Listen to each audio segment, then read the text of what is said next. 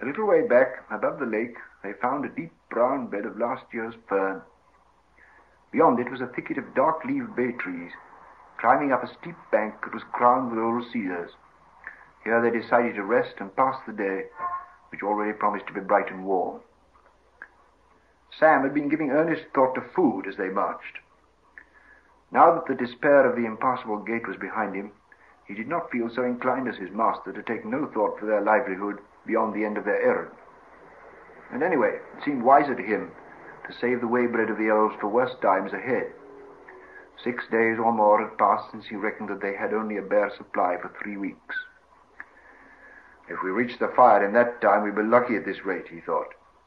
And we might be wanting to get back. We might.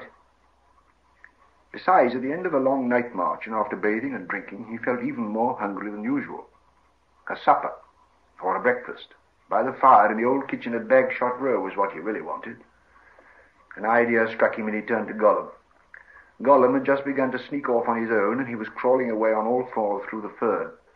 "Hi, Gollum," said Sam. "Where are you going? Hunting? Well, see here, old noser, you don't like our food, and I'd not be sorry for a change myself. Your new motto's always ready to help. Could you find anything fit for a hungry hobbit?" "Yes, perhaps, yes," said Gollum. "Smeagol always helps, if they asks nicely." "Right," says Sam, "I does ask. And if that isn't nice enough, I begs." Gollum disappeared. He was away some time, and Frodo, after a few mouthfuls of lembas, settled down in the deep brown fern and went to sleep. Gollum returned quietly and peered over Sam's shoulder. Looking at Frodo, he shut his eyes and crawled away without a sound.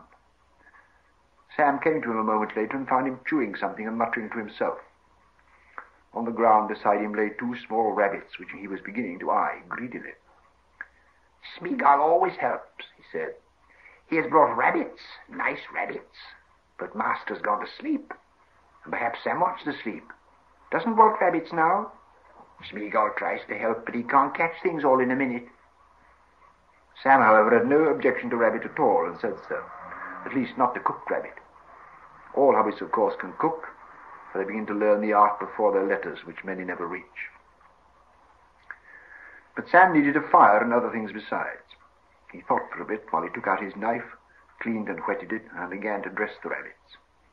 He was not going to leave Frodo alone asleep even for a few minutes. "Now, Gollum," he said, "I've another job for you. Go and fill these pans with water and bring them back." "Smeagol will fetch water, yes," said Gollum. "But what does the hobbit want all that water for? He's drunk, he's washed."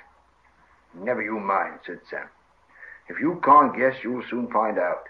And the sooner you fetch the water, the sooner you'll learn. Don't you damage one of my pans, or I'll carve you into mincemeat." While Gollum was away, Sam took another look at Frodo. He was still sleeping quietly, but Sam was now struck most by the leanness of his face and hands. "Too thin and drawn he is," he muttered. "Not right for a hobbit. If I can get these conies cooked, I'm going to wake him up." Sam gathered a pile of the driest fern and then scrambled up the bank, collecting a bundle of twigs and broken wood. A fallen branch of a cedar at the top gave him a good supply.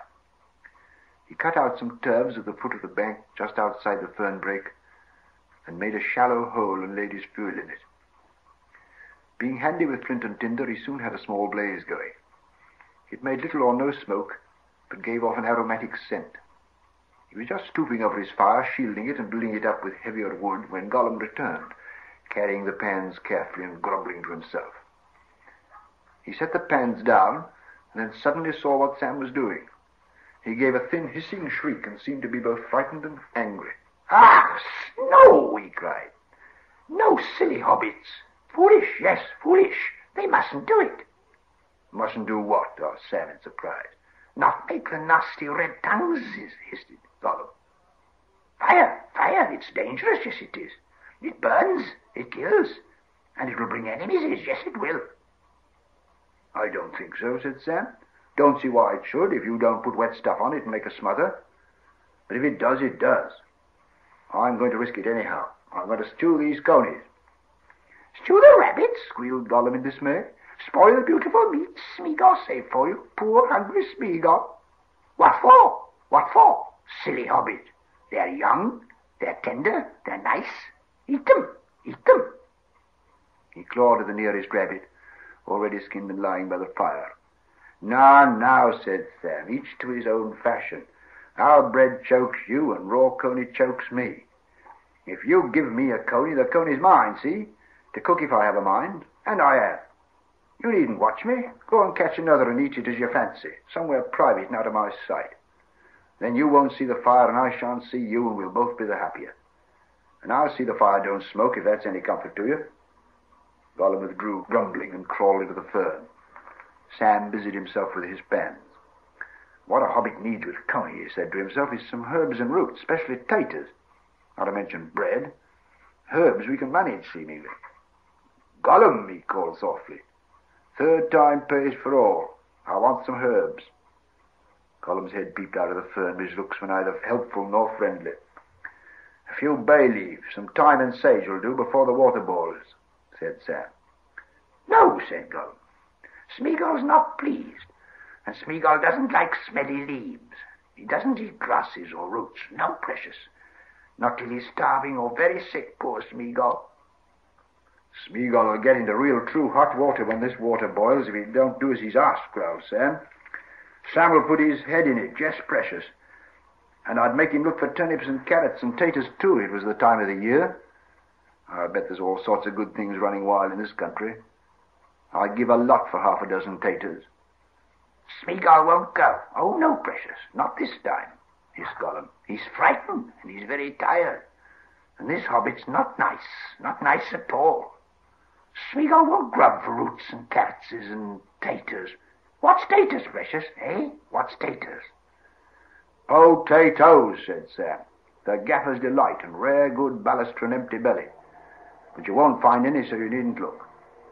But be good, Smeagol, and fetch me the herbs, and I'll think better of you. What's more, if you turn over a new leaf and keep it turned, I'll cook you some taters one of these days, I will. Fried fish and kip, served by S. Gamgee. You couldn't say no to that. Yes, we could. Spoiling nice fish, scorching it. Give me fish now, and keep nasty chips. Oh, you're hopeless, said Sam. Go to sleep.